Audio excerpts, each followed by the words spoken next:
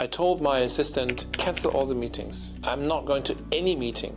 I'm going to create my day based on what I think I should do. So I need time to think. I need time to write strategy. From global ad campaigns to Ivy League classrooms, Jörg Dietzel has spent over 25 years shaping brands and minds across continents. As the former global head of creative at Audi and founder of his own consultancies, he blends creativity with strategy at the highest level. A 4-time author and award-winning educator, Jörg has left his mark from Berlin to Singapore. Today, he continues to mentor the next generation while redefining what it means to build a brand. We need to try harder. We need to challenge ourselves. We need to answer the phone on a Sunday if necessary. We need to be ambitious. Let's not find reasons why something cannot work. Let's find reasons why it can work.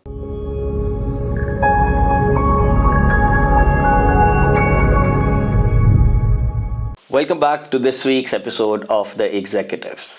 Hallo und herzlich willkommen bei The Executives, Jörg. Thank you very much. Glad to be here. So let's first dive into your story. Who is Jörg Dietzel? Oh, wow. Okay, so who am I?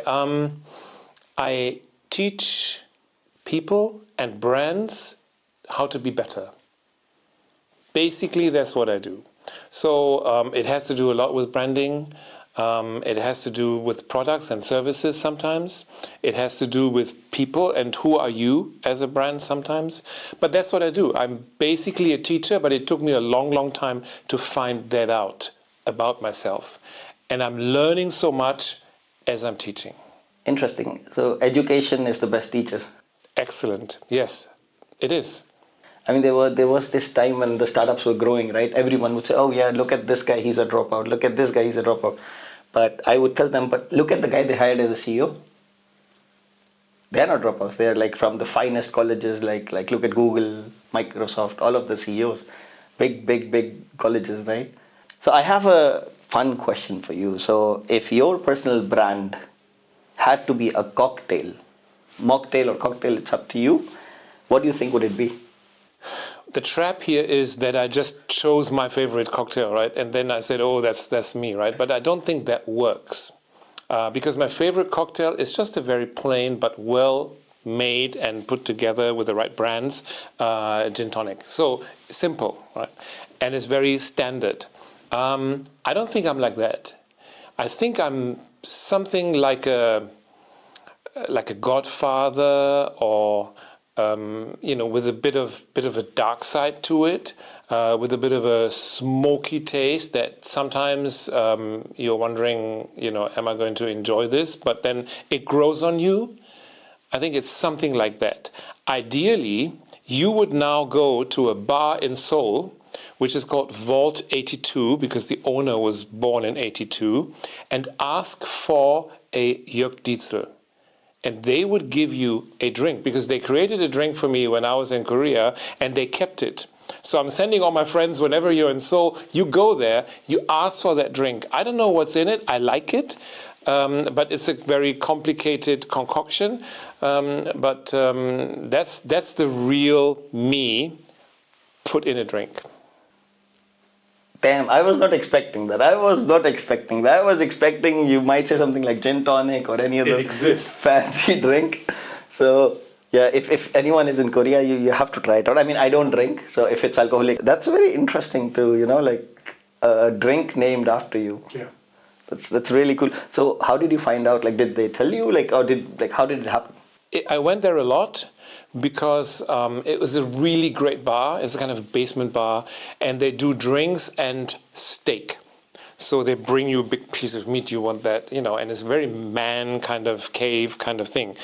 And after a while, I kept going there, and I always said, surprise me. Make something without telling me. And afterwards, I would tell them what I like, what I don't like. And then they learned over time what I prefer. I prefer something that is a little bit more complex. I prefer something that has a bit of a freshness to it, whatever. And after learning about this, after a few months, they came with a drink, and they said, the 3 barkeepers came and said, this is your drink in your name. We've created it based on what we've learned about your preferences. And how do you like it? and I drank it and I liked it, and they say, okay, we're going to keep it. Even after you leave the country, it will still be there. So the legacy lives forever then. If that's my only legacy, that would be kind of sad, but I hope there's more than that. In drink, let's say in drink. Yes. But that's still interesting, like really interesting. So you studied German and English literature at university, which seems quite different from where you actually ended up working, like in branding and advertising.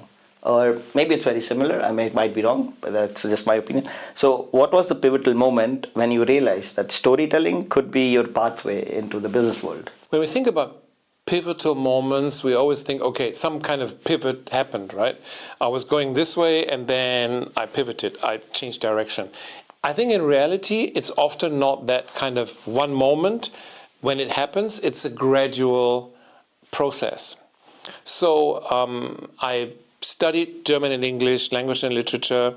I got my first job, which was as a journalist, which is not on any CV because it is. But I started writing for the local newspaper where I studied.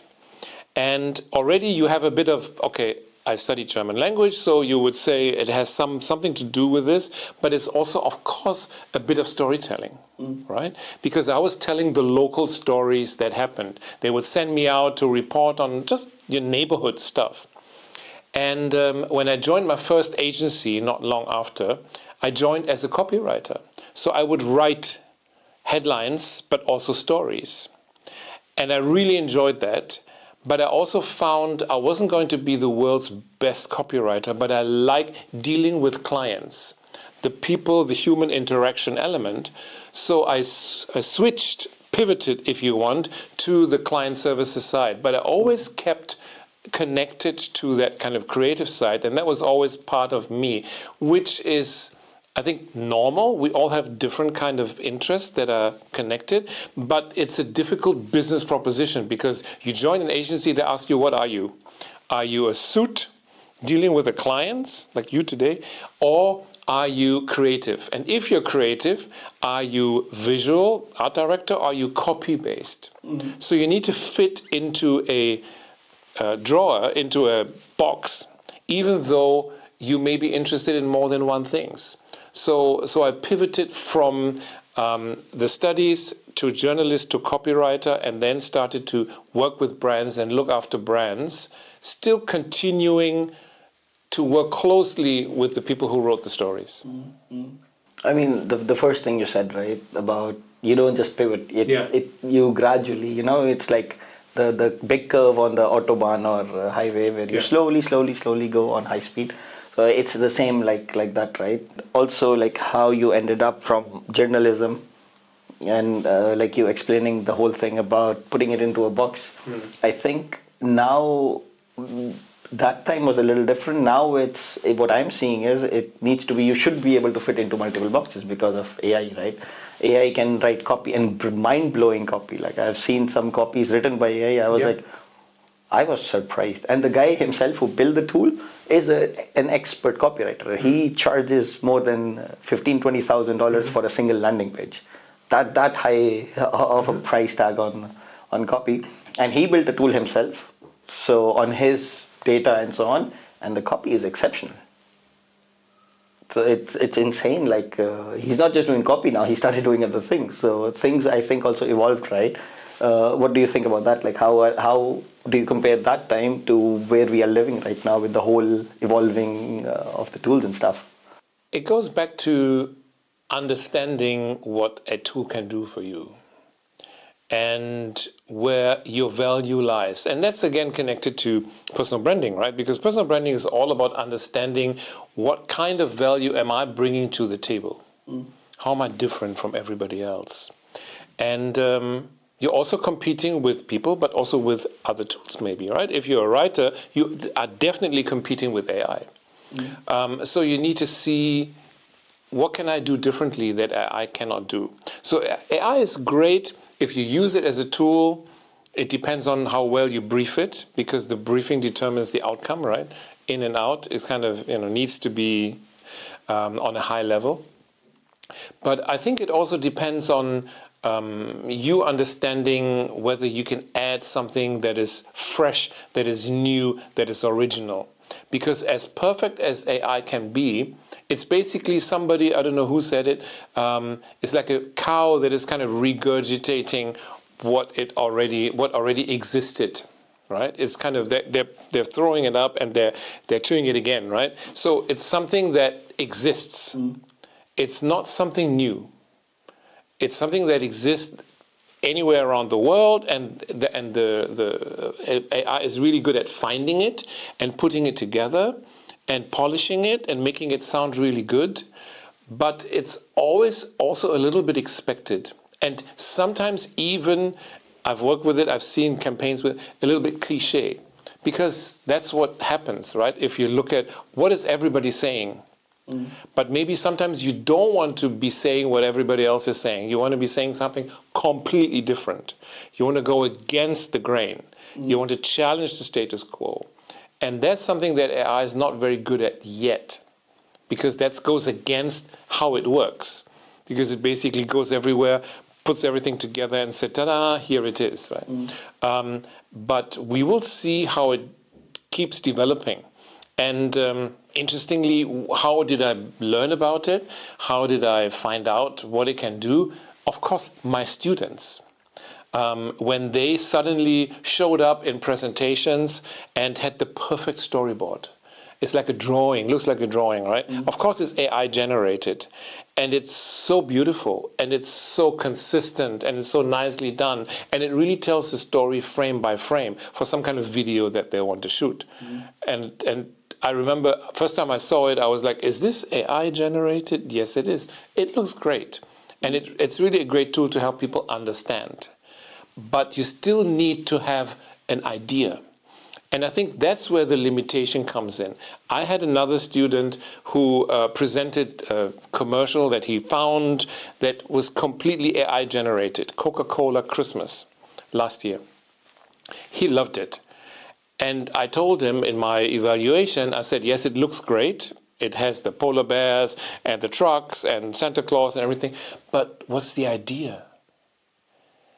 And he was like, it's AI generated. No, that's not the idea. That's the execution. What's the idea? There was no idea. And then he got really upset that he didn't get the full points and complained to my teaching assistant that, oh yeah, maybe the past generation doesn't get it. So that was me, right? I was the past generation. But I really learned so much from my students. And you need to understand it, and you need to know its strengths and its limitations. Interesting. I mean, I have a random question on top of that, connected with the younger generation, because you were teaching now Gen Z, right? Yeah. In university. Yeah. So did you have problems with the vocabulary they use? Because when I'm working with Gen Z, sometimes I struggle with what they're saying sometimes. Not so much, because most of my classes were in Singapore. And the students code switch. Because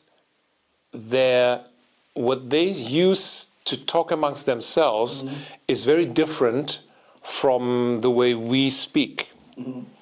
Anyway, never mind the modern youth words that they're using that always existed, just that they changed over time. And so they would normally speak Singlish. So there's a lot of drawing from Hindi, from Chinese, from Malay, and we all speak it and we all understand it. And sometimes these words that were taken from another language, they're really good at explaining something where English is not so great. But of course they understand in class. They can't use it because I may not get it. I just happened to be there for a long time, so I got it. But we may have exchange students who come from Norway, who don't understand what those words mean. And that means they code switch anyway. So I think that also filters out the kind of youth speak that they would normally use. I have to be so careful with my references because I'm trying to tell stories with examples. Sometimes that can be something that was on TV, sometimes that can be something that was music, and I find they have a very narrow bandwidth, not going back very far, except for some of them. And so if I say, oh, there's a song, there was this one student called Cecilia, And she was getting ready to present, and I was sitting at the side, and I said, there's a song about your name. And she says, no. I said, yeah, it's by Simon and Garfunkel. And she says, who? And I said, okay, class, Simon and Garfunkel. And everybody was like, don't know. You don't know Simon and Garfunkel? Bridge over troubled waters? What's wrong with you?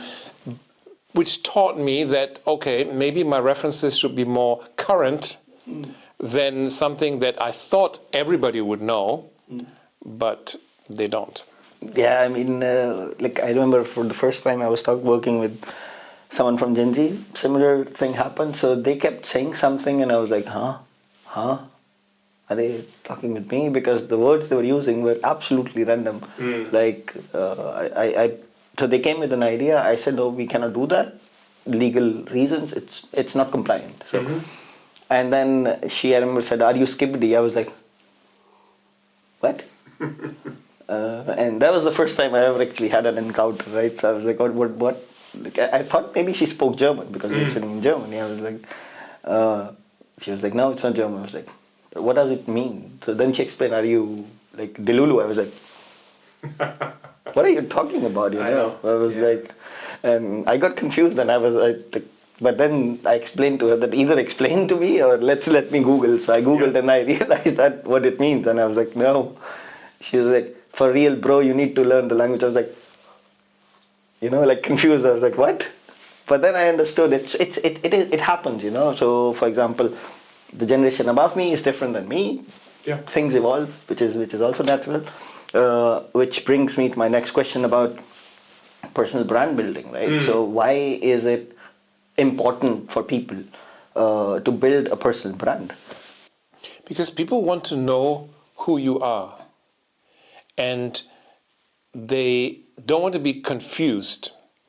And if you haven't thought about who you are as a brand, mainly in your professional life, it's also a little bit true for your personal life, the basics are, then you may send out, involuntarily, different signals.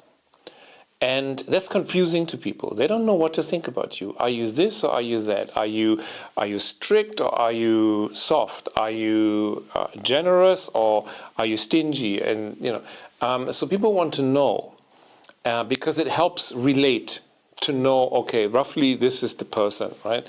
I can trust them. I can talk to them. I can tell them my secrets and all of that. So if you don't sit down at some stage and think about it, it's very hard to avoid sending different messages. And nobody does that. Everybody has a feeling. We have a feeling about who we are. When we choose a jacket, a pair of glasses, we have a feeling what suits us, which is based on an understanding of who we are, who we want to be, how we want to be seen as a person. But it's not very deliberate. And we've never sat down and written down, this is what I'm bringing to the table. This is how I'm different from everywhere else. It's just a feeling. And so we're already applying it in a way, but it makes so much more sense in a business world where we have to compete with others in the workplace, where we have to interview for jobs, where we have 10 minutes to make an impression, that we are very clear about who we are and what do we stand for.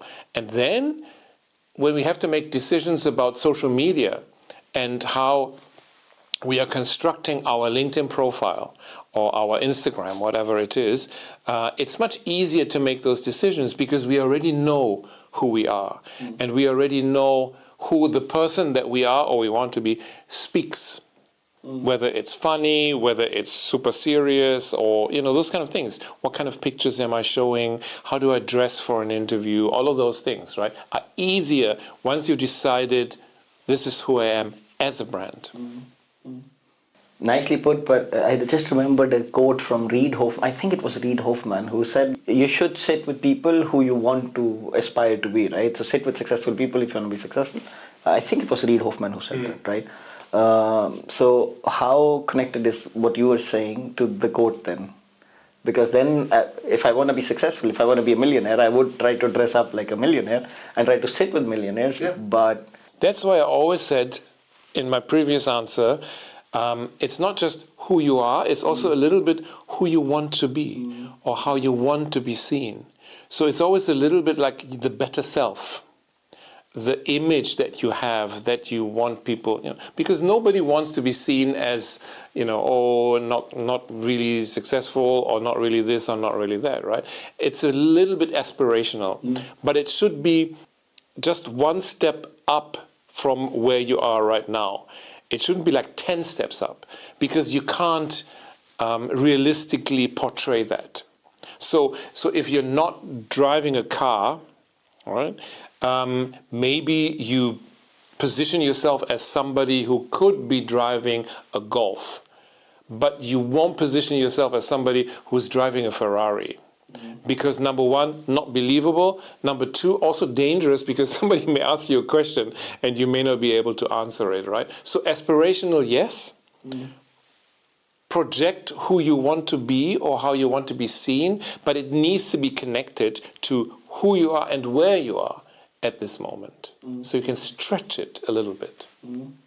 And also I've seen, I remember once I got an advice from one of my mentors, also very connected to this. He said, Majid, you will see, when you start getting to a certain level, you tend to lose some of the old friends you had because of the differences you start having. I was like, yep, okay, we will see. And it started happening with me as well. And I was like, oh, geez, that's so true. Because our perceptions were completely different. Priorities were completely different. I mean, I love to work a lot, but he's like, no, 4 o'clock, done. I don't want to be work a minute after 4 o'clock. And his goals are not to be on C-level, on higher management. So he's happy with his job, he's happy with his family, everything. And it started really showing me that, oh, geez. And then we also reduced talking. We still talk, I mean, we're still friends, but the perception and the whole communication narrative has changed drastically because of the whole way I see myself or what my brand is and what he sees as his brand because of the priorities. Yeah. So who you work with or who you're friends with should also be reflecting who you are, or should be on a very similar level. I've just come back from Asia. I'm used to Singapore efficiency. So everybody that I start working with, my lawyer, my accountant, I find them super slow. I'm used to, okay, I send you an email, 5 minutes later, I get a reply. If it's on a Sunday, never mind, I still get a reply, right? Whereas in Germany, as you know, that's not happening. So aspiration is to find the right people who have a similar mindset. True. We talked about the drink in Korea. So you have lived across multiple continents and also countries. Korea, Singapore, Germany. How did these cultural transitions, so because every country is different, even if you look at Asia, it's very different. Korea is different from Singapore. How did these cultural transitions shape your understanding of what makes a compelling personal story that resonates across different audiences? Because, for example, this podcast, English speaking, we have the biggest audience English speaking. I was surprised when I saw the demographic. So it was Germany at top because I live in Germany, so I talk with people. But the second country was Indonesia. I think that's the challenge, to find the commonalities and not disregard the differences. Because I think the differences are what makes us unique. And they are there. We would like to think we're such a globalized world and everywhere is the same, but it's not. Even between places like Germany and the UK, not very far, but there's already a very different kind of culture, the way we talk. Germans are kind of straight in your face, as you know. The British are a little bit, they code everything. So you ask them, was this good or bad? And they say, I'm not too sure. I used to think when I first came there, okay, not too sure. Could be good, could be bad. No. Not too sure means I hate it. But I'm just being polite. So you have those cultural nuances or differences everywhere you go. So what happens when you work in different markets, so in Europe, and then you go to Asia, the different markets in Asia. I've done some work in Australia. I've done some work with people from the States, and a lot in Africa, as you know. So what it does, it makes your experience, of course it grows your experience, but it also makes the basis on which you look at people and try to help them with their story a bit broader, because everything influences that kind of suggestion that you have, because you learn something about hierarchy in Korea. You could learn the same thing in Japan, which is super hierarchical as a working place, good and bad. You learn something about the positives of being outspoken in a place like Germany. You also learn something about the positives of being gentle and a little bit face-saving in Asian societies, right? Because it's a lot about face. So I think it comes together, and then you can, for the situation, for the person that you're talking to, for the brand, you can make a suggestion that you feel could work. Because if you don't know all these other cultures, how can you make a suggestion that you feel will also work in a different place? So having experienced those and the differences helped me become a better consultant, I guess, because it all informs my suggestions. But on top of that, something in Singapore might not work in Germany, right? Yes. And for example, you just mentioned, going back to your previous examples, on a Sunday you will get a reply from your lawyers and tax consultants. Yes. But in Germany you will not. So how can you go in that shift, because we are moving in a very fast-paced world, right? Like we are trying to compete against, like every day there's something new happening. So how can we bring that mindset also to Germany? Because I think that's one of the reasons why we are slowly going a little behind as compared in innovation, for example, as compared to other countries. Like if we talk about LLM models, there is none from Germany. None. I mean, there is one from France, there is one from US has many, then China, DeepSeek and so on. But Germany is sort of going behind, right, in that. So how would you bring that? Because innovation comes from the creativity, people who try to break out of the box, like you also mentioned. It's all very personal, and it all depends on the person. And the first question I ask, because before anything else, is like, who's your target group? And if they say everybody, I don't believe it. And if they mean it, I can't help them, because it's just too broad. It's like when I'm positioning a commercial brand, and who are you appealing to? Oh, everybody. Well, then I'm sorry, I cannot do a positioning followed by a campaign that talks to everybody. I can give you one that focuses on one specific group and influences around, that has this kind of halo that influences others too. But if you say everybody, I can't work with that. And it's also not true. I don't think it's true for anybody. So depends on what people tell me. My target group are the executives that I'm working with in the Asia Pacific office. Okay, where are they from? I have an understanding, right? Mine is my team in Germany. Okay, I can also work with that. And there are very few, there are some growing number that say basically, look, we have such an international organization that I really need to talk to everybody. But then, okay, you talk to everybody, but you agree on some common platform and some common language. And then you can also learn from others, right? Because you're no longer the pure wherever you come from. You are the person that comes from a specific place and culture which has influenced you, yes, but you've been exposed to other cultures, and yes, you can learn from that. You can learn from the kind of can-do spirit of Asia that Europe has lost, mainly. You can learn from a kind of friendly approach that used to be super American. You come to a restaurant and it's like, wow, how come they're so friendly to me, right? Which is something they grew up with, something they learned. Maybe that's also changing. But what I'm saying is, by talking to somebody who's experienced different cultures, you can a little bit pick and choose what could be beneficial for whatever task you have or whatever position you're in or you want to be in. But now, let's say a startup came they raise some money, and they come to you as, hey, can you help us like nail down? We think all of the, for example, I'm just giving a random example right now. So social media creators are our like good use cases for us. Mm-hmm. Do you also help them by saying, no, that's still too broad, and if they are interested, and let's nail it down to like very specific audiences? Yeah, absolutely. Because there's no such thing as the global audience all at once. Because even the startups that I'm working with, they have global ambitions, fine, but they also need to go step by step, right? They may come from Singapore, and then the next step is, I don't know, Thailand, and then Vietnam, and then maybe Indonesia. And then they're thinking, okay, how can we get out of this? Maybe we can go into Turkey or something like that, or Pakistan, or, so it's still step by step. There's still different languages, right? So you cannot even assume that everybody speaks English, because not everybody does. People forget that.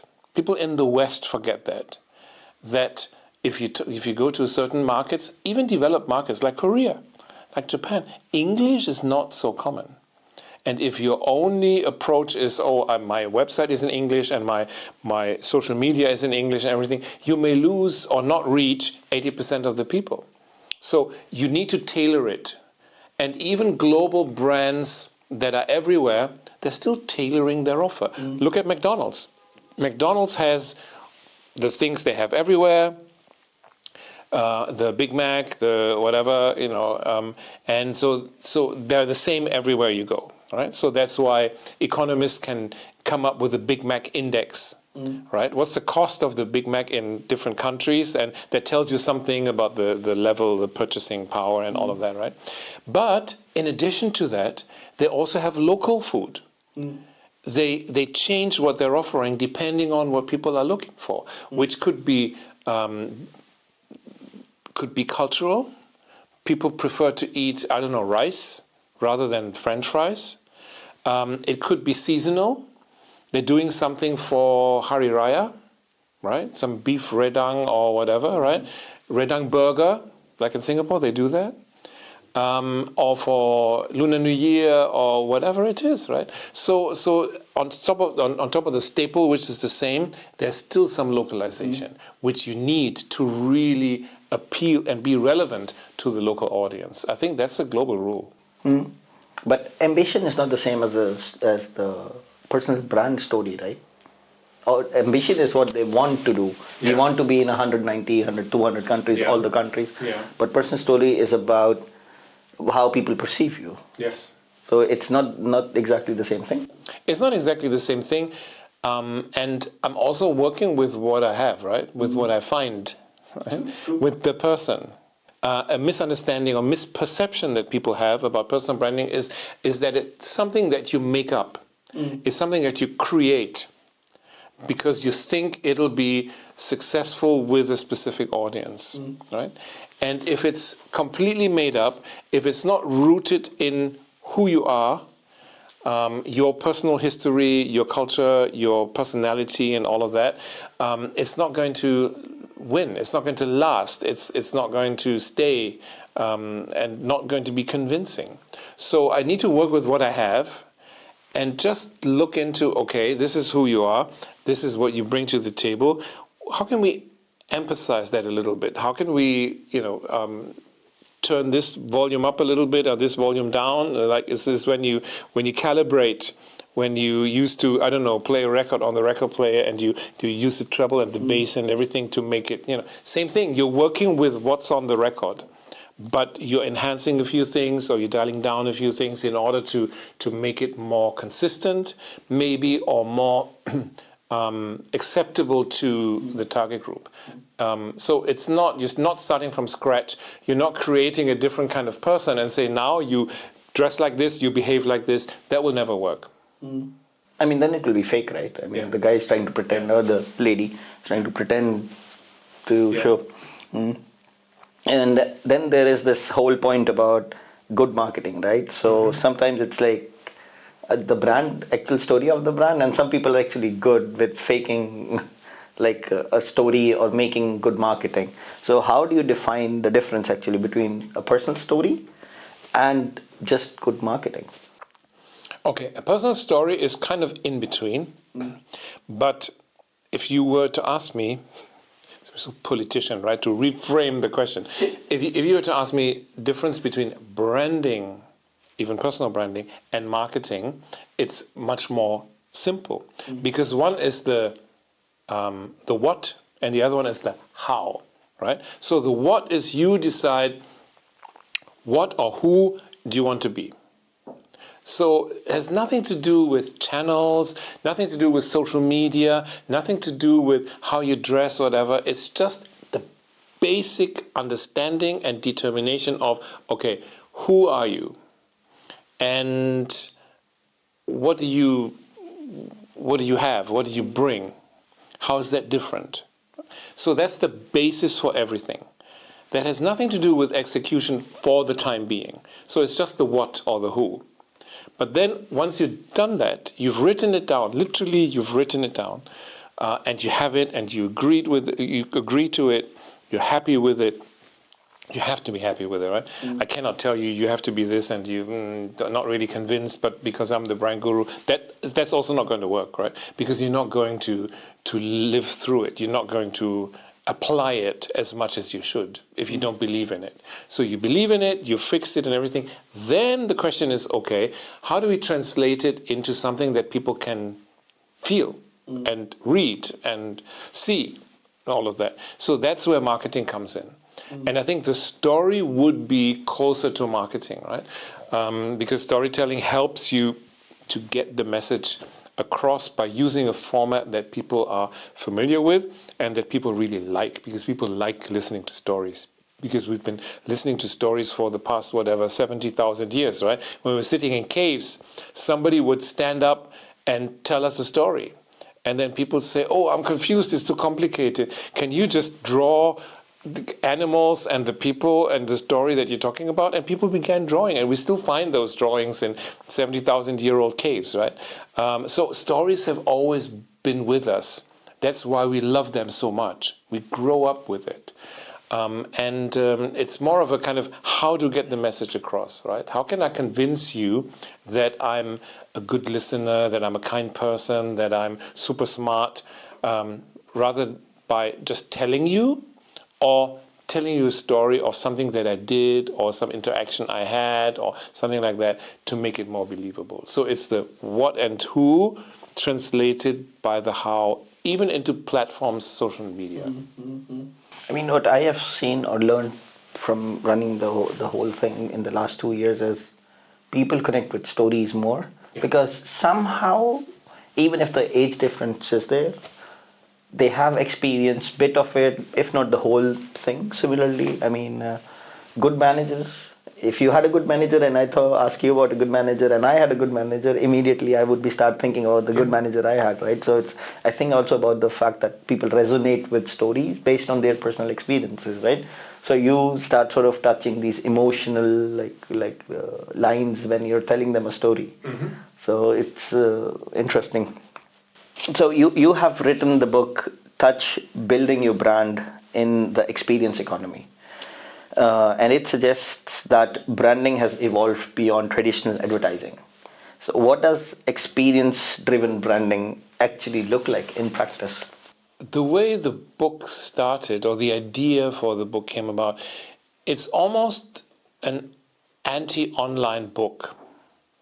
I'm not saying forget online, but there was a time, and I think we've become smarter since then, but there was a time a few years ago when online was still kind of new, and people were predicting, like they always do, it's going to take over everything. Everything will be online. It's going to kill retail. It's going to kill all the different, all the shops, and it's going to kill education. Everything is going to be online. And then we found out, actually, it's not happening. And we could have known better. We should have known better, because whenever something changed, whenever something innovative came around, most of the time it hasn't completely replaced the old technology. It just took over and most people followed it, but the old technology still survived. I remember when the first e-books came out, everybody says this is going to kill printed books. It hasn't happened. No. Right? And if you look at music, right, it's interesting how now we have, we download our music from Spotify and all of that, but there are still vinyl shops popping up here and there, even new ones. If you go down the road in Berlin, if you go to Dussmann, they have a huge department for vinyl. With some of the new stuff, but also some of the best old stuff from like 20, 30, 40 years ago, which people buy, even though it's not perfect, or maybe because it's not perfect. So whenever a new technology comes, it doesn't completely erase the old technology. For some time, we thought that online would do that. And of course, online has taken over in many respects and made business difficult for many brands or segments. But I always thought that what's the one thing that online cannot offer?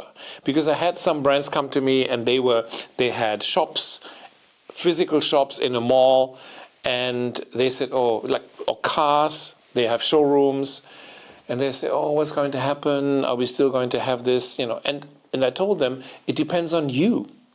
It depends on whether you can create something that online cannot deliver, which is an experience. It's very, very hard to create an online experience. Some brands try, especially if you're premium. What's the difference between a kind of mass purchasing website and a premium website? Yes, it looks nicer, it's nicer curated, the colors are more pleasant, it doesn't shout at you and all of that. But it's pretty much the same still, right? It's just a nuance that is different. So to create an experience online is very, very hard, which is an advantage for the offline world, right?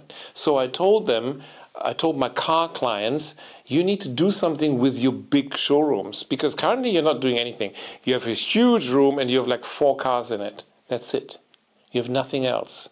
How about having a coffee bar? How about having virtual racing experience where you can drive the Nürburgring, whatever, right, in the new RS4, whatever, right? How about having some of that, right? How about having a place where you can bring children and they have something fun to do? You need to create a place where people want to come because it's the place, not because they're right before they want to buy a car. Another client of mine, they do paper things or notebooks to put it together for you, which is another trend, personalization, right? So they do notebooks, leather goods and everything, but they do it in the shop.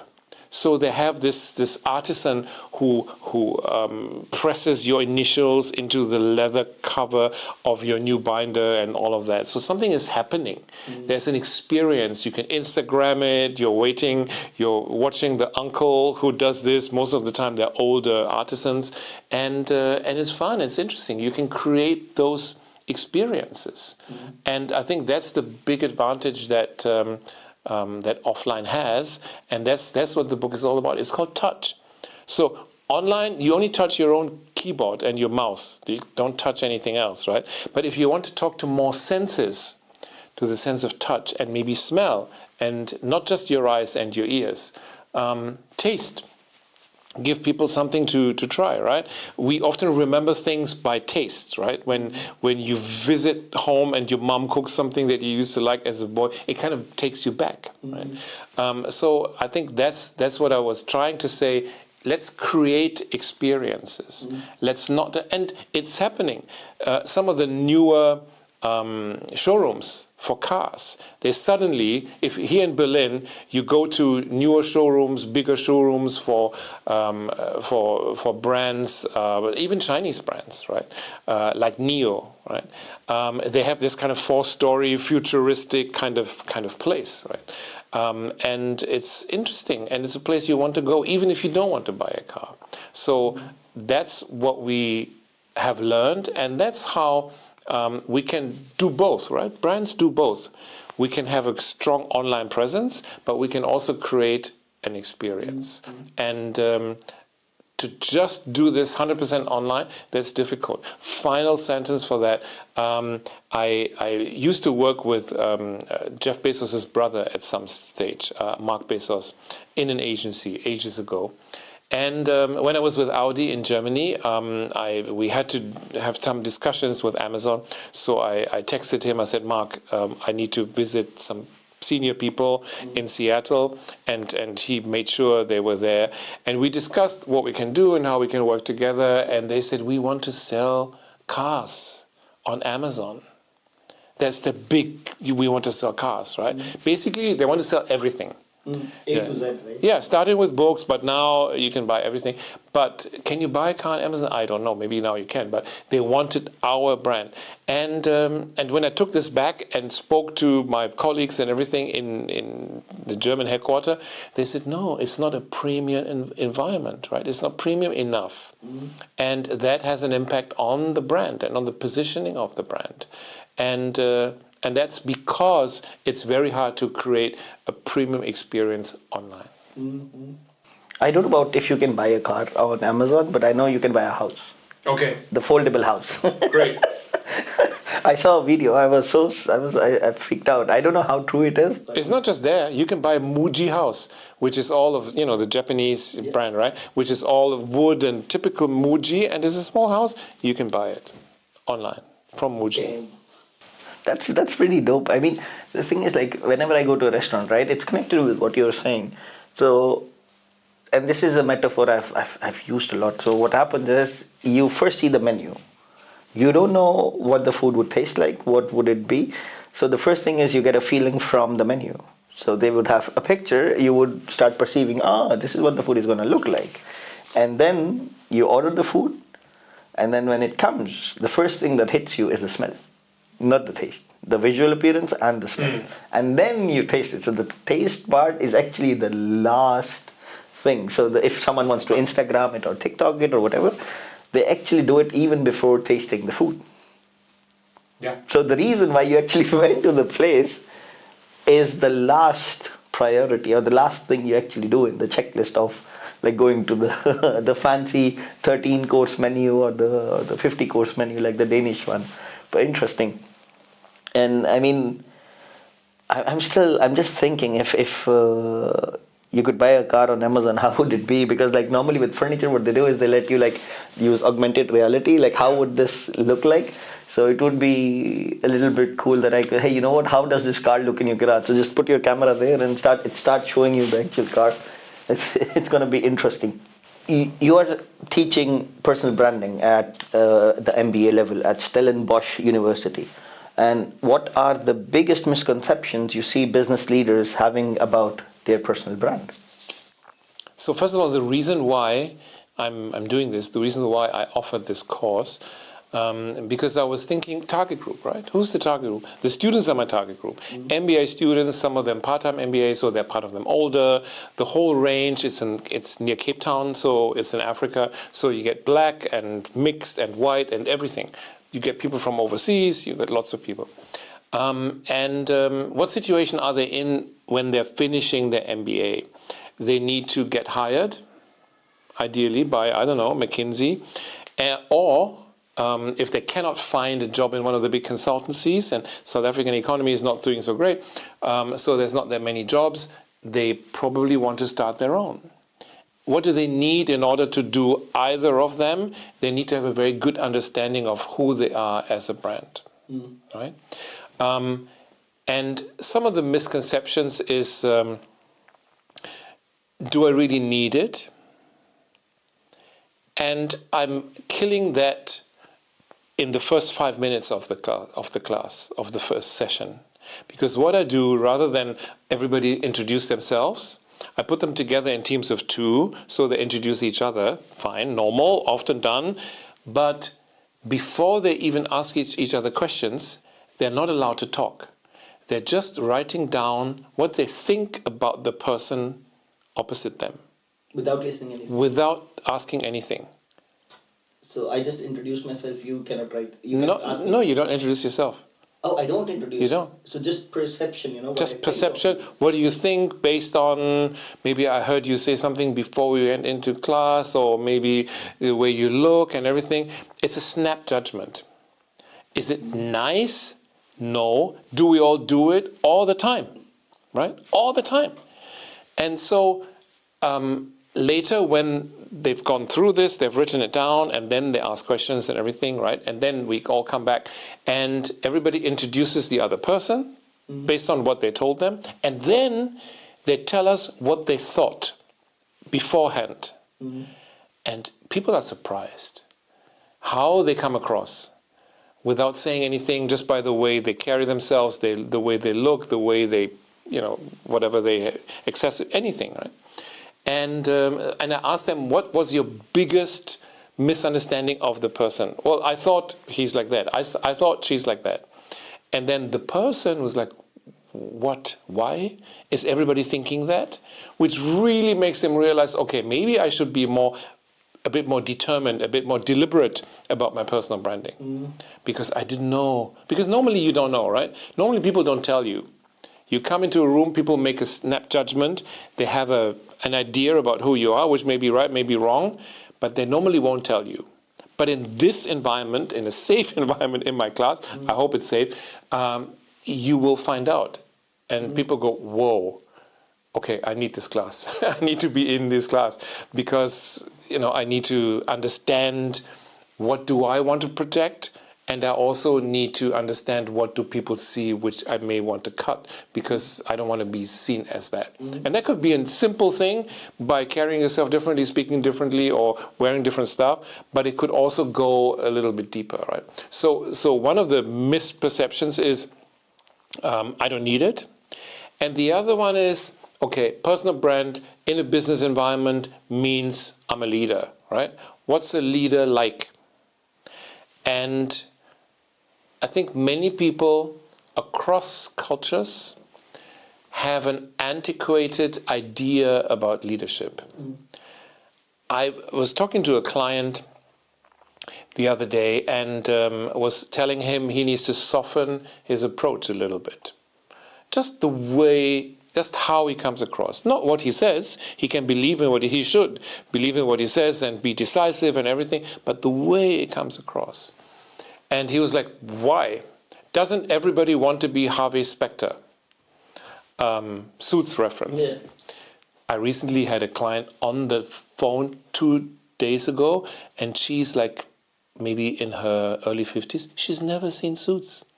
So I made the same quote, and she was like, what? Who? It's like, how come you haven't seen it? Anyway, be careful with your references, right? So he said, doesn't everybody wants to be Harvey Specter? And I said, no. Harvey Specter is not the kind of leader you want to be, because you're not going to be the most successful leader, because you're just rubbing people the wrong way. You're kind of my way or the highway. I'm going to fight this through, right? The way he is. What we like to see because it's fun to watch. But for leadership today, you can't do that. In most companies, you won't get away with it to be like that. Right? You have to follow the rules. You have to kind of think about how you talk to people, what you say these days, which I think has gone a bit far, but anyway, what you can call people and what kind of jokes you can make or whatever, right? You need to be super careful, right? So people have this idea, I'm this kind of tough leader. Yes, you can be tough. You can be tough in your decisions or how you see things and everything and convince others, right? But you still need to convince others. You cannot be the one to say my way or the highway, everybody else can get lost. That's not how leadership works anymore. So whenever I help people how to pitch, that has something to do with personal branding, how to pitch an idea, I ask them, who are you pitching to? And they start with, okay, my boss. Yes, you need to pitch to your boss. My client. Yes, you need to pitch to your client. How about your team? Oh yeah, I also need to convince my team. Even though they report to me, I still need to convince them. True. And then how about your spouse? Oh yeah, I need to convince my spouse, even though we're married, right? But we may have different ideas of where to go on holiday, whatever, right? I need to pitch my ideas. And because a lot of leadership today has something to do with negotiation and convincing people rather than telling them what to do. Your answer reminded me of one of the advice. Like when I became a leader for the first time, I went to my mentor and asked him, what would be the advice that you would give me, So he said, Majid, just remember one thing. Treat the people like human beings. And he said, you're good. You don't need any complicated, fancy thing. So I got the, like what you are saying is pretty connected to that. That if I want to be respected, I should just treat people with respect. Yeah. I mean, everyone is entitled to their opinions, right? So everyone is entitled to think. Like if we have a problem, I mean, at some point, yes, you do need to put a stick in the ground. This is the decision we are taking as a company, as a leader, because this is connected with the strategy, the global strategy, or so on. But I think as a leader, it is also my job that I need to inform my team that, look, this is what we believe. So if there is something that you think we need to communicate with the upper management, that's also my job. Yeah. So it's not like the whole concept about should it be top down or should it be bottom up? If it's either one, it's going to be a disaster. Yeah. And I have seen many businesses which are disastrous, toxic work environments. I mean, I remember one guy. So luckily, I was not working with this gentleman. He was the worst manager I have seen in my entire life. Period. Like exclamation mark. Because one of his team, like the person reporting to him came to him and was complete. I could see from his face that he's burnt out, like completely burnt out. I was like, my doctor told me that I need to get my, my health together because he's burnt out. And the manager looked at him, can you do overtime next week? And I was like, what? What just happened here? So I was looking at the guy and I was looking at the manager. I was like, confused, So, and then he kept putting everything on his team. Always, like whenever I saw him, anything that went wrong was the team's fault. Anything. So the CEO came in, said, fix this. The team fixed it. Oh, but why didn't you fix this? Well, the team was working on this. Yeah, it's your fault. Why didn't you get it done? So it's not exactly my way or the highway. So there's also the quote that together, alone you walk fast, but alone together you walk far. Yeah. So I think that's the more relevant quote today. Yeah. And if you as a leader, you're trying to do everything yourself, you can only do the work of one person. Let's say even if you work like 20 hours a day, which is not healthy, so you can only still do those 20 hours. But if you have 10 people reporting to you and you train or you work with them enough that they start delivering because they trust in the vision, the mission you have, and they're open, they have the safe space, and they're able to deliver, right? And then you basically get the amount done times 10. Yeah. And then the other part, what I loved is, this is my personal learning from my experience, that I don't want photocopies of Majid in my team. I don't want that. I mean, if I hire someone young, fresh, even if they're doing something wrong, it's fine. Let them. I made mistakes as well in my career. It's not like I'm clean. Like I never made mistakes. I made mistakes. Not that my manager saw I made a mistake, kicked me out. That never happened. I mean, I made a mistake, called me in, Majid, you know what you did, right? The mistake. I was like, yeah. So do I lose my job? He's like, no, why? So it's also the point that you need to empower people. Absolutely. And then they start also taking decisions, because there is, even if me as the best leader of, like whatever I do, there is a 50% chance my decision is wrong. Yeah. Yeah, and sometimes higher than that, because you may come into a situation that is new to you. So when I first came to Korea, which is a very hierarchical society and workplace, I had no idea about the culture, the place. I read books and watched documentaries, but I didn't know, right? I was new.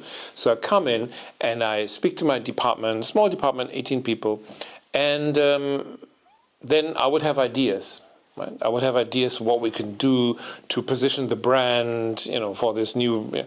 And some of these ideas were great, I hope. Some of these ideas were terrible because they wouldn't work in Korea or they've been tried before. Nobody would tell me. So I told my team, because it's the hierarchy, right? You don't contradict your boss, ever. And I said, no, I need you to contradict me.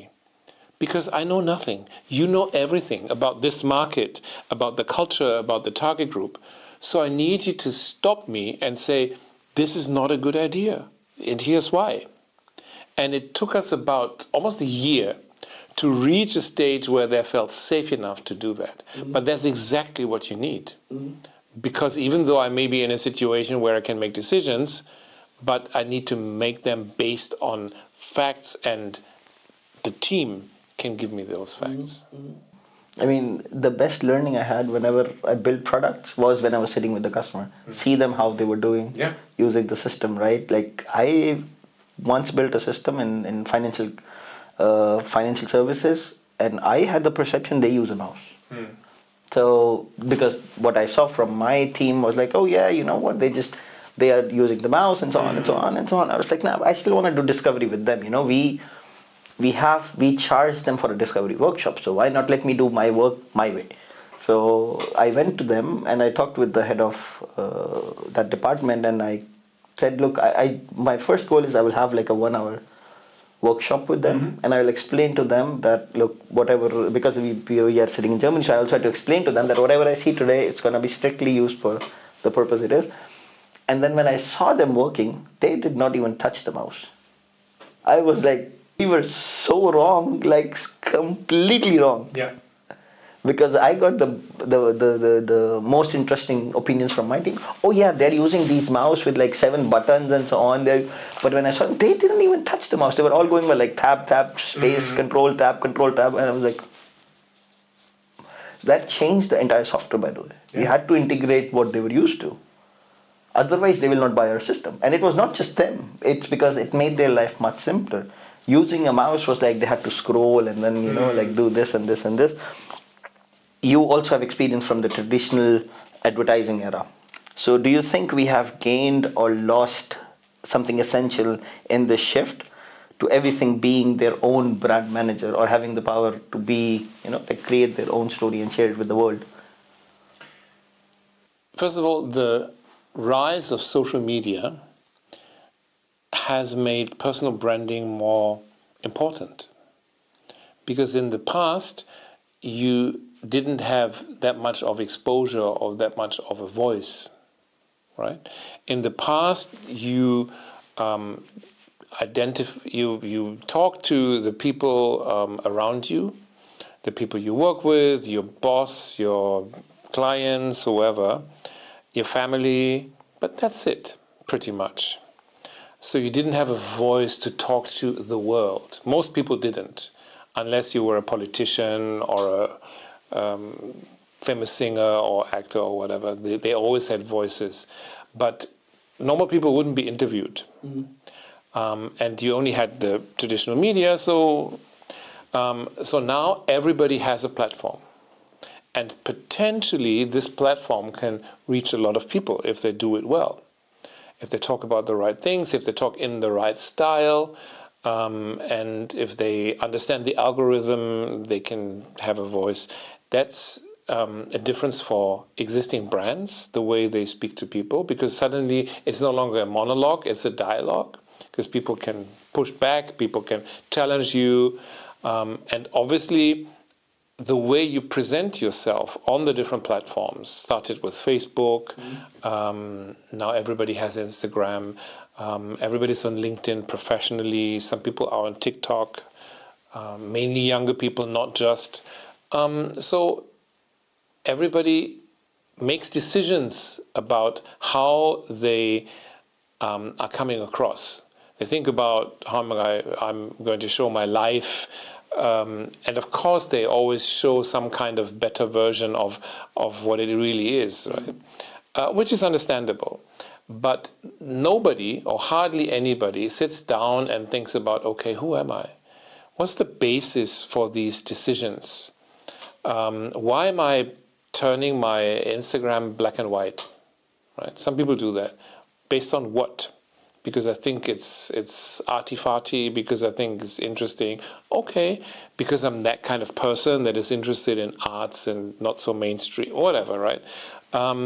And because nobody does that, but everybody's being judged on what can be seen, those platforms have created more of a need for personal branding without establishing how to do it. And I think that's the challenge. So another challenge, of course, is for brands. Sometimes people to think that there are only online platforms. You can forget about everything else, which is also a mistake, because you won't be seen automatically just because you put a message out there. And you won't become an influencer overnight just because you put up some videos. And that's a learning process. And even influencers learn about their brand. One of my students, she's a sports influencer because she's on the national team in Singapore for hurdling. So she tells a story that when she started and she won awards and everything, and people started following her, brands came and they said, we want to work with you. And she had no idea, she wasn't in my class yet, she had no idea about who she was as a brand. And obviously, as a student, somebody comes and offers you money, you take it, right? So she took everything. She took every brand, any brand that wanted something. And she found that it wasn't working. Some were working, but when she analyzed it and looked at it after 6 months or so, the ones that were working had something to do with her personality, a sports woman. So anything to do with that, like an energy drink or something healthy or something to do with sportswear, something, that worked. Everything else, there was pizza, there was like a moving, whatever, right? Didn't work because she didn't have any credibility for it, right? So that's how she understood that, oh, wait a minute, people are giving me this kind of credibility in this field, but not in another. Because why should I, as a hurdler, know anything about fast food? Or, I shouldn't even eat fast food, right? That kind of thing. And so I think for many people, it's a learning process to understand I need to be a bit more aware of who I am and how am I positioning myself, what am I doing and what am I not doing. So you could also say all the new platforms that we have are an opportunity.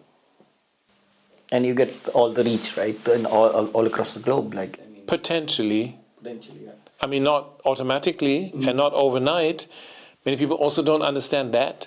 Also, commercial clients. My boss used to tell me, Jörg, make me a viral. And I said, Giovanni, I cannot make you a viral. I can make you a really good, interesting, unexpected, surprising, cool video. But whether or not it's going viral, I can't make that happen. I can do the best I can, but there are so many other influences, right? What's happening at the same time? What's happening in the news? Is there any kind of fad that's happening that everybody is following? They don't even pay attention to what brands are doing. Whatever. Nothing I can influence myself, right? I can only give it my best shot. But if it goes viral or not. So global reach, potentially, but not automatically. But the student, for example, the hurdling student, right? I'm sorry, I forgot the name. Kirsten, her name is Kirsten, yeah. I haven't mentioned it. So, for example, if there's a hurdler in Germany who starts seeing her content, let's say on TikTok, there is a higher probability that she will connect with her than me seeing her video. I'll be like, is it useful? Nah, swipe up. So that's what I meant when I was referring to it opens up the whole audience, right? So you're able to connect very quickly with like-minded people. Yes. Of course, given the factor of language and so on, but it helps very drastically. Between writing books, running consultancies, and teaching, you must have something interesting behind the scenes moments. I mean, when I think of personal storytelling or branding, I can think of a lot of funny things happening behind the scenes. But what's the most unexpected place or situation where you have ended up actually giving branding advice? On one hand, I would say, I'm doing it all the time. right? I mean, of course I'm doing it professionally, but that's not unexpected, right? That somebody comes to me and they say, look, I don't know how to do this, and how should I position myself and all of that. So I'm doing it.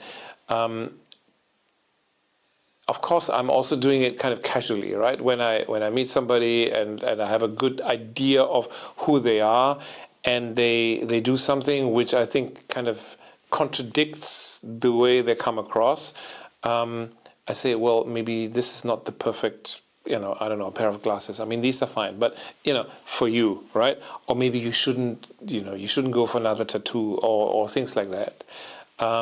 Which sometimes people don't like to hear. So in a way, I know you're looking for a specific story, but in a way it's like a running commentary, right? And especially friends. I'm a little bit more careful with people that I don't know. I'm just thinking, but I'm not saying it. But often friends or people that I work with, they get it from me. They hear it every day when they come and they maybe they ask me, maybe they don't ask me. I still let them know this isn't you, or this is not working, or maybe you try something else. Not because I want to criticize them, but because I want them to be better, right? I want them to be more consistent, because that's the one thing I'm looking for. I'm looking for consistency. But when it's not something that I'm being paid for, I'm also a bit forgiving. So it's okay. I understand you love tattoos. I don't. But if you want to have tattoos, it's fine. Just don't tattoo yourself up to here, right? Or in your face, right? Because you will regret this later, right? So that I would say. So it's almost like wherever I go, I would make comments, right? Which are not always appreciated, but always meant in a positive way. And even my bosses. So even when they did something which I thought was kind of unnecessary, kind of dye their hair, right, at a certain age, it's like, you don't need to do that, right? I know why you're doing it. You want to be younger and everything. It's kind of, it's people can tell, and just grow old with grace and position yourself as who you are, and that adds something, because you look, especially in Asia, right, but everywhere else, you look a little bit older, you have some gray hair. Okay, that means you're experienced, right? That means I need to give you more respect. So I've been known to make these kind of comments, but not always to my own advantage. But it's for the good, right? I mean, always meant to be helping them. Because I don't criticize in order to criticize, right? Basically, you can do. They can do whatever they want, right? I don't mind, right? You can go crazy, right? You can go against everything I've told you. It's your decision, right? Still. But if you ask me, or if you give me the chance to just gently suggest something, right? It's always meant to improve, and it's always in their favor, I think. I hope they take it that way. I do so, yeah. Now imagine there is like a big button, red button in your hand that you can push, and you end up to a time like 2025. The time stays the same, but now Jörg just graduated from university. So Okay. Jörg Dietzel just came out of university, and you're the mentor. You can give advice on how the new Jörg or the Jörg 2025 can actually build a personal story, personal brand. Like, call it the big reset, if you may. So how would you do it again? I think the beauty of personal stories is that they're often, most of the time, unplanned. And if I had the chance to say, look, so the expected answer would be, I talk to my younger self, and I say, okay, think about when you're 25 or whatever, think about, who you are, who you want to be, what are your strengths. You don't know, okay, let me tell you. And then you develop everything accordingly, right? You do your work choices, your friends, your locations, your jobs, and anything, right? The way you carry yourself and all of that. I don't think this would work really well because I think the beauty is to take what has been, to take what you've been through, which was not a straight line, because life is not a straight line, which was a bit of a zigzag road, and to see how it all builds on each other. Even though in the moment you can't see it, but looking back, it's like one of those very intricate kind of carpet that's being woven. If you're too close, you can't see it. You need to move back and, now it makes sense to me, right? It's that kind of thing, looking at life. So I don't think I would say anything. I would suggest that, do what you feel like doing, do what feels right. And then once you have an idea of what happened so far and why it happened, and why you kind of zigged here and then you zagged back to another continent, to a different profession, whatever, how that adds up to make you the person that you are. Because if I'm looking at myself, my life was anything but a straight line. But now that's the advantage. When I talk or when people ask me, we want to know, why are you asking me? Because you've been a client and agency side. You've been in Europe and in Asia. You've done this, you've done that. And so what looked as very haphazard way of development turns out to become a story that is unique. And that's what we're looking for. We're not looking for straight line, boring. We're looking for unique experiences that make you who you are. And are they always consistent? No. I have done a few things that would be hard to fit into my CV, but they're still there. And maybe I cannot see what they were good for, but then other people are often better at it. They would say, because this is where you learned to, lead people, and this is where you learn to just shut up and listen, or whatever it was, right? So I would say nothing. You'll just say, let life be. Yeah, just go for it. Just go for it if you feel like. Go for it, and if anything, don't hold back. Don't hold back. Because that's a tendency that we have. We want to be safe. We want to not to disappoint our parents or anything. Don't hold back. Just go for it. I think this applies also to the younger graduates going out. That would be my advice. Then and now. And I've been telling my students, I've been selecting them. Sometimes I was on the committee to select the new students. And my professor colleague was looking for, perfect GPA and all of that, the score, right, and all of that. I was looking for rebels. I was looking for people who, in this group that we interviewed, tell me a bit of something that is unexpected. Like, when I was 15 and I started my band. Oh, interesting. When I was 16 and I started my business. Oh, you started a business with 16? When I was 17 and I ran away from home. Oh, you ran away from home? Interesting. How far did you get, right? That's what I was looking for, because I think that's interesting. And I've always loved rebels, even people who were rebelling against me. Sometimes in class you have those, right? You have a branding class, and I go through, everybody introduces themselves, and the question is, who are you, where are you from, what's your favorite brand? And there's always one that says, my name is, no, I'm from, and I hate brands. I think brands are terrible, a waste of time, just made to divorce people from their money and all of that. And then I think, interesting, right? And I kind of adopt that person. And I call on them, and I speak to them after class, and I give them special little, tasks to do.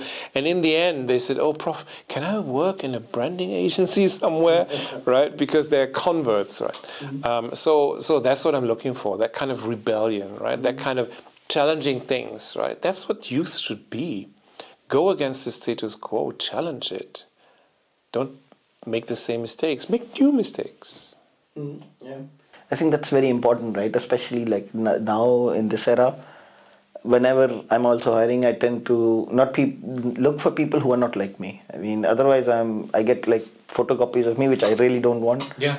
Because then it's going to be the same opinion. So if we are looking at a paper just from this perspective, it's going to be this perspective. No one can look from this, but Majid, but there is no depth to the paper, So we need that person. Yeah. But nicely explained. Now we are coming towards an end. One final question: a funny story in your entire career that you can share on camera.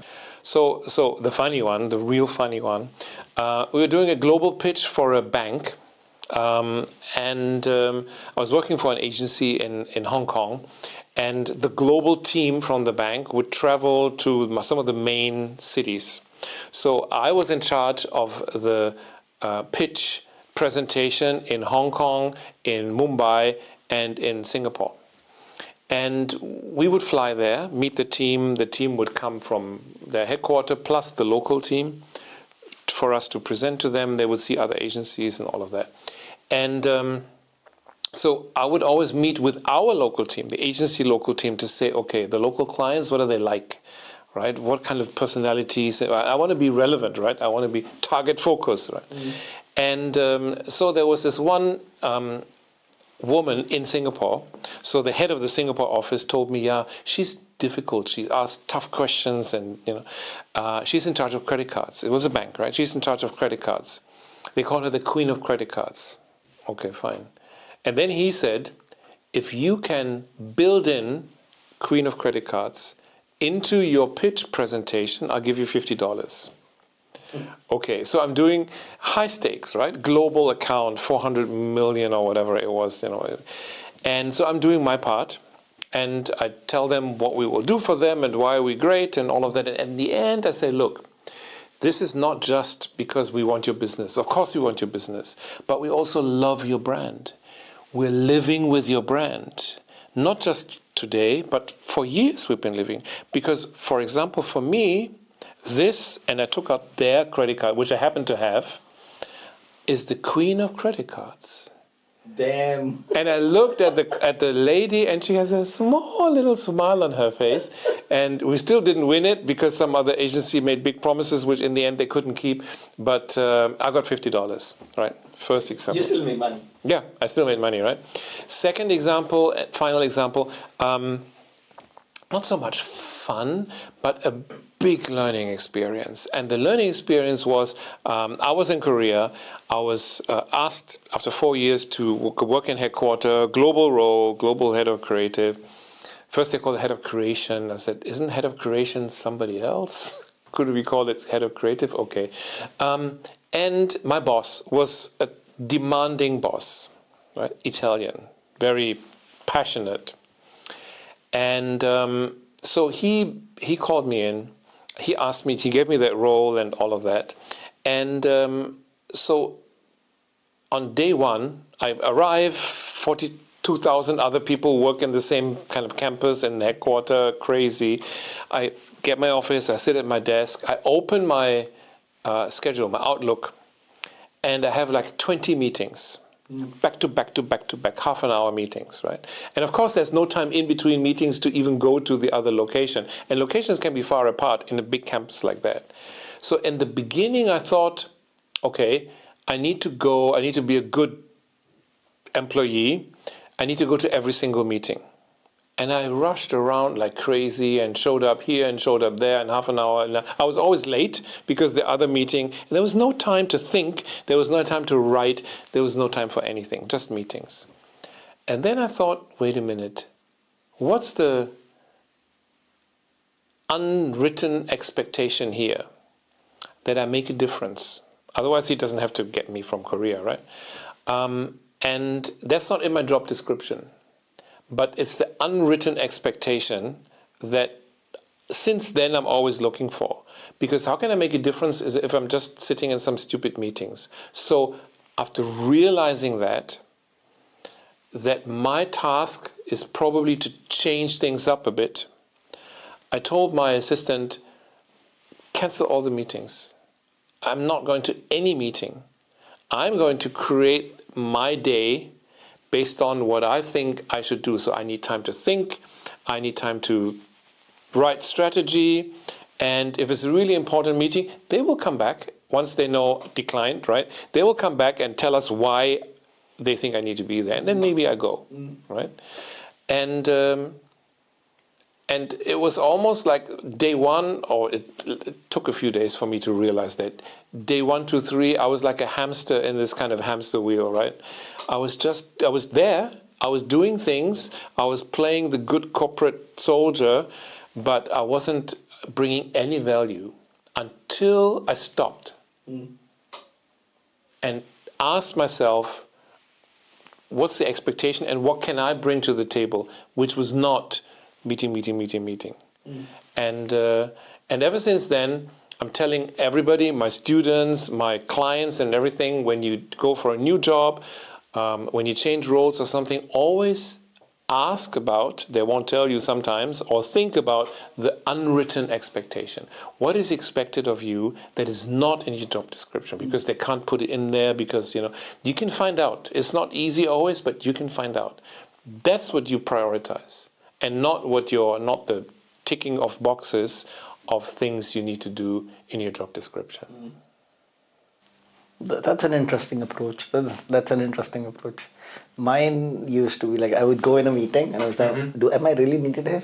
Like, I remember doing it in front of like 70 people and 30 of them were C-level. They're like, who's this kid who's asking, like, I was on an IC level role that time. And I was like, do you need me here? And they were like, yes, it is your product. I'm like, but you told me that we are going to cancel all customers under 15,000 euros. So you gave me the instruction, which makes sense for us as a business. So that's what I'm doing.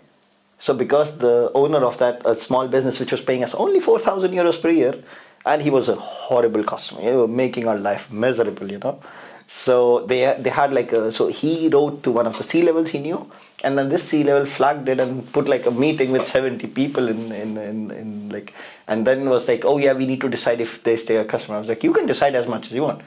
If you retain him as a customer, my team's not working because this is not aligned with the strategy that's been set by you guys. So you would have to find someone who's going to manage the customer, because my team will not help you at all. So it was made clear that, look, unless it's a big company like Audi, BMW, Mercedes, because there we saw potential that they are doing POC, we don't make money, it's fine. But we see the potential that we can make money with these guys. But if a business is a small company with like only 20 employees, we could not make money. We could maximum make 4,000 euros, So, and then there was a huge meeting. They had discussion after discussion. I was gone. I was like, within 3 minutes, I left the meeting, and then they actually went to my manager to complain about it. My manager said, no, he's actually right, because you gave set the boundaries. Fair enough. So if either you set the boundaries like what you want, or then don't set the boundaries. Yeah. So, but with that, I would like to say thank you for joining in today. It was super, super fun discussing everything with you. Is there something you would like to say as a closing remark? Closing remarks, just challenge yourself and challenge others, right? We need to push this country, especially being in Germany, and I have an outside view because I just came back after a quarter of a century almost. We need to try harder. We need to challenge ourselves. We need to answer the phone on a Sunday if necessary. We need to push. We need to be ambitious. And if anybody is listening in Germany, I'm sure they are, but also in other places, I think it's a universal truth. Now I think it's probably more important than ever. Let's not find reasons why something cannot work. Let's find reasons why it can work and why we can make it work. Nicely put. Nicely said, nicely put. Thank you for having me. This was Thank you again, Jörg. And to our listeners, thank you so much for tuning in to The Executive this week. If you found this episode valuable or would like to connect with Jörg, his LinkedIn and details would be mentioned on the episode below. And with that, I would like to say thank you for tuning in. And this is Majid signing off.